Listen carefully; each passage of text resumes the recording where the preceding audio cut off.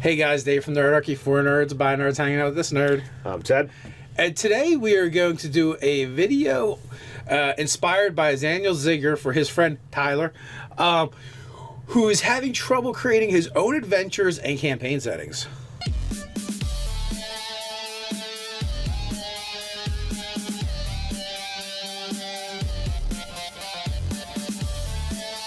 If you have a GM 911 and you'd like to submit it to us, you can send it to nerdarchy@gmail.com. Just put GM 911 in the subject, or you can send it to over on our forum. So now back to our regularly scheduled content. So I would, for someone having this trouble, and I know there's a lot of DMs that do, and that's fine. Like the funny thing about being creative, the more you do it, the better you get at being creative. Indeed. The only way to be creative is to be creative. Right. So, but how do you start, right? Like, how do you, like, if you're not creative at all, what is the first step? Well, Marvel Phase Rip introduced me to a concept called modeling. And that was where they're like, hey, we have all these great superheroes. You can play one of those ones or make up your own. Or you can make up one that already exists that isn't made up, and you use this technique called modeling. And, you know, they go through the step-by-step process of copying that character into the form of a playable character for that game, right? So, but modeling is something that can be done for anything, whether you're talking about character, concept, personality for the character, the mechanics for the character, or your adventures, your campaign setting. So, what I would tell your friend Tyler is just this: pick something you're familiar with, something you're like, and start duplicating it, right, in your game. You know, it could be adventures from an anime series you like, or books you've read, or a detective series on TV. It could be any of these things, and you convert that basically into an adventure. Almost verbatim, if that's what it takes to get the adventure. Because let's face it, your friends may not even recognize or notice or care. And not only that, once you start interjecting the player characters into any story, you've just changed the story. It's not going to be the same. It's impossible for it to be the same. Unless they've seen the same stuff as you and they just start like filling the roles from the thing. But that would be weird. But other than that, like, it's going to be a new thing. Same thing with a world, like creating a world. Like, you could just steal things that you like and put them in your world. You don't even have to change the names. As long as everyone's having fun, who cares? It's just a game. Another easy thing that you can do, if you pull out your trusty 5th edition Dungeon Master's Guide, there is literally charts and tables for, oh, you want to create something? Here's an easy way to do it. Nate the Nerd Arc, he ran an entire game arc based entirely on the villain he rolled up. The villain that he rolled up, and he figured everything out for this game based on these charts. So if you turn to page 73, 71 to I think 87 in the DMG, takes you through creating an adventure totally randomly. You don't have to make a decision. But this is the whole adventure, or is that just the NPC? No. This is the creating an adventure. Is that where the section for the random dungeon is as well? Yep. You got dungeon goals, wilderness goals, other goals. You got your villain, your adventure introduction.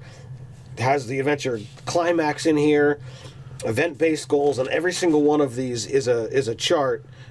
Or a random roll chart. And if you don't feel, well, random just isn't going to work for me because I have a hard time making things match up, then use these as a list and pick the one that inspires you the most from each chart. And you can flow it through. You might do a combination. Pick, roll, pick, Absolutely. Like, oh, I like that. And from that, it might spark other ideas. And if you roll and it's like, oh, that just doesn't work.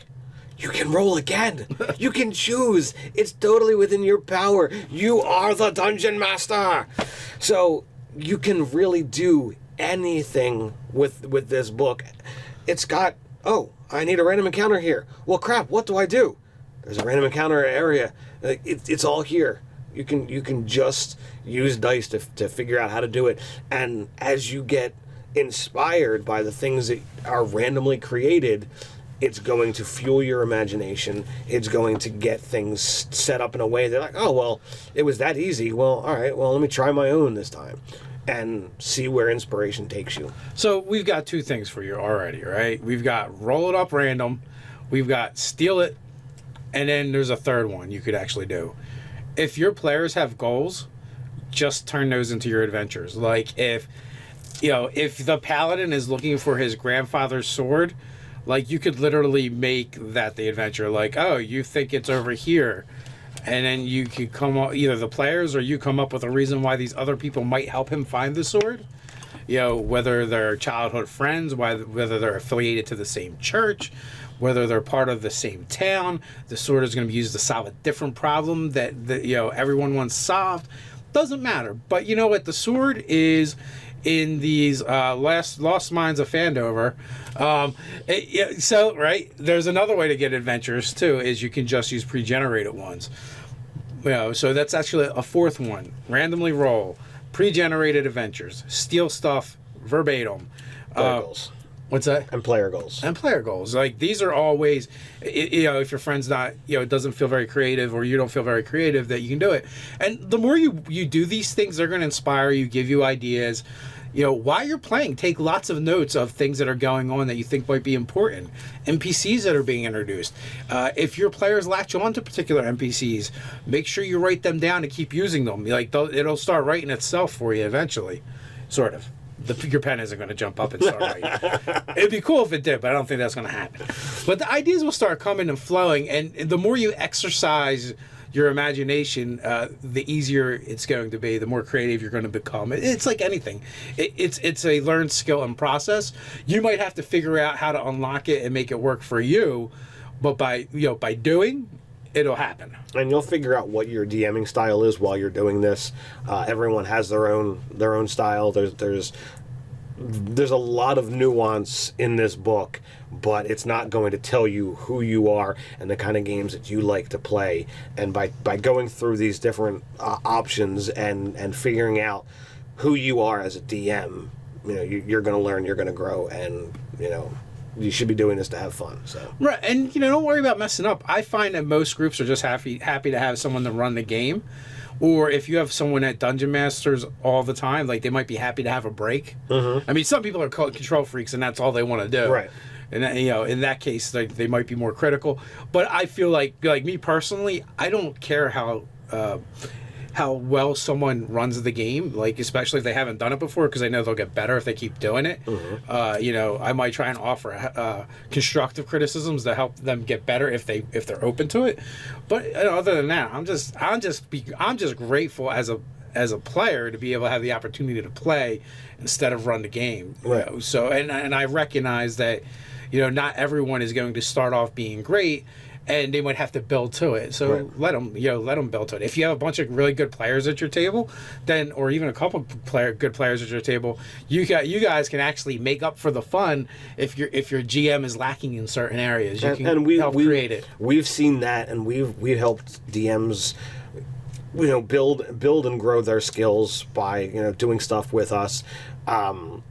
Dave, in fact, inspired me to DM, because we've been gaming together for over 20 years. By inspired, he means like whined a lot. Like, come on, guys, I would really like to play sometime. Would somebody freaking take up the DMG and just read it once? I don't even care if you're any good, please.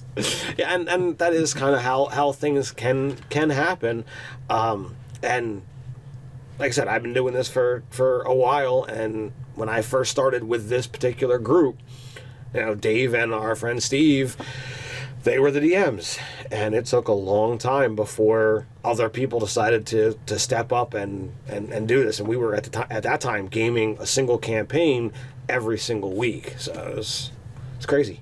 Crazy madness. Yeah, so grow into it, just do it. You'll get better. Steal, beg, borrow, randomly roll. Use your players, created campaigns and adventures, whatever it takes, you'll get better. You guys, let us know your tricks and tips for becoming a better dungeon master and being more creative down in the comments below. While you're at it, like, share, and subscribe. You can hang out with us over on the forum at nerdarchy.com. So until next time, stay nerdy.